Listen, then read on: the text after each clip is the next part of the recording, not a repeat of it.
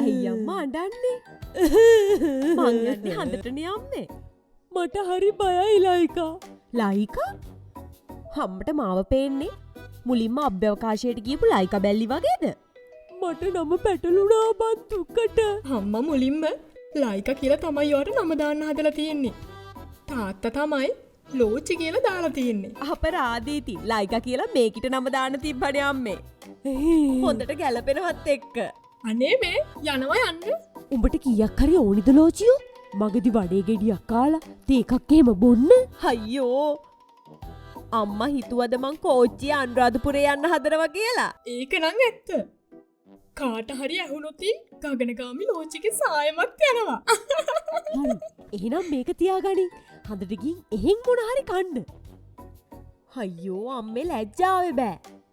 හඳේ කඩ තියා මිනිස් පුලුටක්වත් නෑ අම්මේ තාම. මොන පචද? මන් දැක්ක ෆේස්බුක් එකේ දාලා තියෙනවා මාතරබත් කඩේ බ්‍රාන්ච් එකක් හඳෙත් දාලා තියෙනවා කියලා. අනේ අම්මේ ඒවා ජෝක් එකට කියන ඒවානේ. ලංකාවේ ගොඩක් ටවුන් වල මාතරබත් කඩේ තියෙනවනේ. අම්මේ එහෙ කුරා කූඹියෙක්වත් නෑ. හාව විතරද ඉන්නේ එතකොට? හාවා? හඳට යන ඉකී හඳේ ඉන්න හාව ගැනවත් දන්නේ නැද්ද බා? කොහෙද අම්මේ හඳේ හාවෙක් ඉන්නේ? අපිට ඒ පේන්නේ හඳේ තියෙන ලප. ලපයක් කොහොමද බං? අපිට හඳේ තියෙන හාවෙක් වගේ පේන්නේ. හාව පෙන්වන ලප වලින් වැඩක් නෑ අම්මේ. අක්කට පාඩුවේ යන්න දෙන්නකෝ.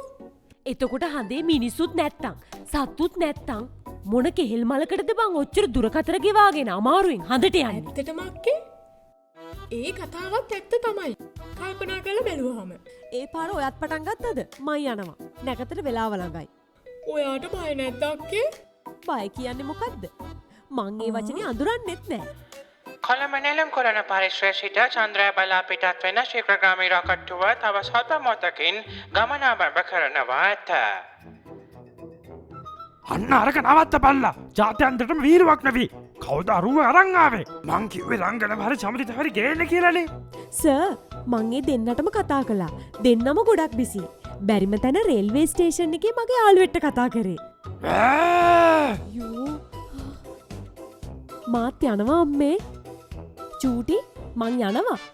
මගේ කබඩ් එකේම අරින්නේ නෑ. හරිද?